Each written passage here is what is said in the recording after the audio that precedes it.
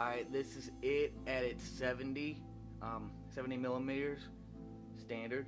And then we're going to zoom in and see how far it goes. Yeah, this is a new lens. It is very, very tough to move the cylinder. Alright, now let's focus in on those. Wow. Yeah, this is a real lens. I'll leave a link to the description below. And I am using warp stabilizer right now.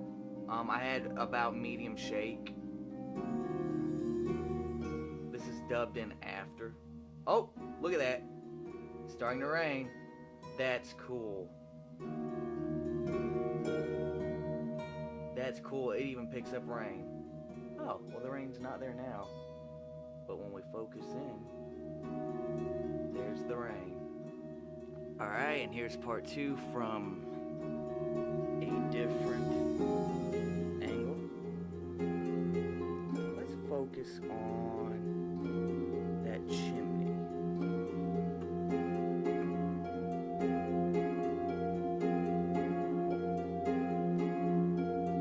Sorry, I'm zooming too fast. Now you'll notice there's a slight haze in the background. That's probably because my settings, I have my brightness and contrast kind of high, and the saturation as well, because I like bright and colorful video. It's bright and colorful video like this. Like if there were a blue background, it'd be luscious. Everything would have like a glow around it. It's great for kids. Like if you want to attract kids to your videos and you're not a pedophile, I would say bump up the saturation and your brightness and I think contrast just a little bit, and you'll get this nice glow. Nice microfiber cloth. It's really light, probably rips easily, but that's okay.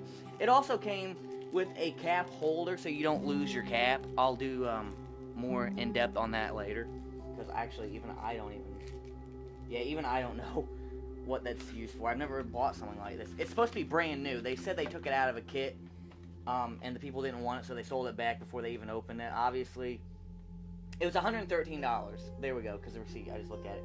And if you want the specifics of the lens, it's a Canon EF 75 300mm f-stop 4 to 5.6 3 telephoto zoom lens for SLR cameras with pouch kit.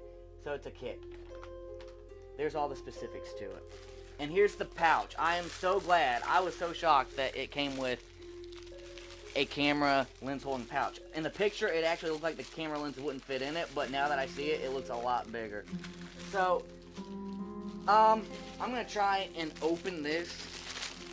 If you need to right now, so you can skip through the rest of this part right here, because it's pretty loud, just look up video and picture test right now while I get it open.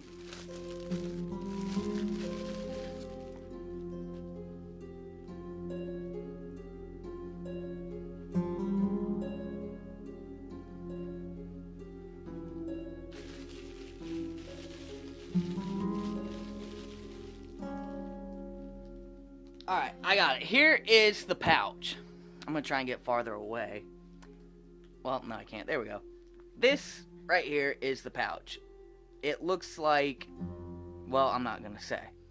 But it looks a lot bigger here, like in real life, than it does on picture. Obviously, some people are going to say, well, duh. Well, sometimes I've thought that too. I'm like, well, not everything looks the same, or sometimes things do look the same height in picture than they do in real life. I've had that experience.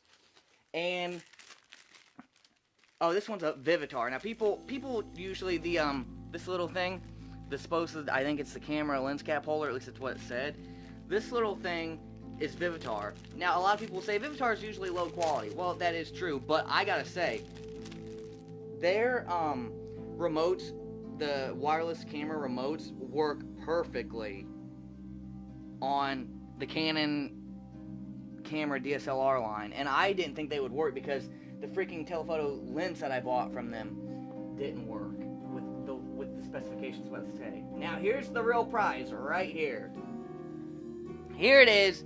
It looks not brand new, because obviously it came with a kit and someone sold it, but the Canon EF 75 to 300mm f4 to 5.63 zoom lens.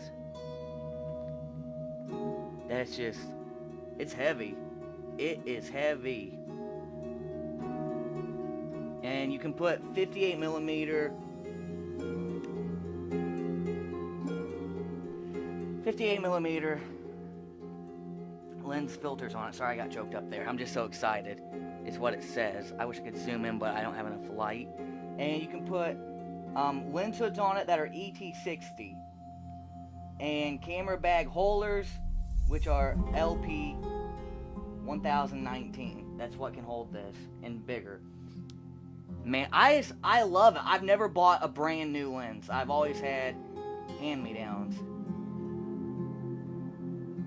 And, or used. You know, used and hand-me-downs are the same to me. Yeah, it has been open, I can tell, because there's no tape. Usually, I've seen unboxings where Canon actually has tape. And you know me with the manuals, these are in foreign languages. So, I'm not going to read those like I usually do. I'm so glad they still have this. I just hope it's not a really nice looking fake. I mean, if it's a fake and it works, I'm gonna be happy, but at the same time, I'm gonna say, hey, I want half my money back, because I can go buy a fake for at least $20 to $25. And here we go.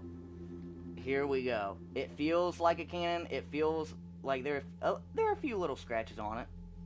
Probably from shipping. A few fingerprints. Yeah, there are a few fingerprints on it that aren't my own that I can tell. Like right when I opened it, I saw one. But just look at this. Look at that. That is high quality stuff. It's so cheap because either one, it's a really good fake, or two, it doesn't have a stepping motor. You know, the little autofocus that moves on its own.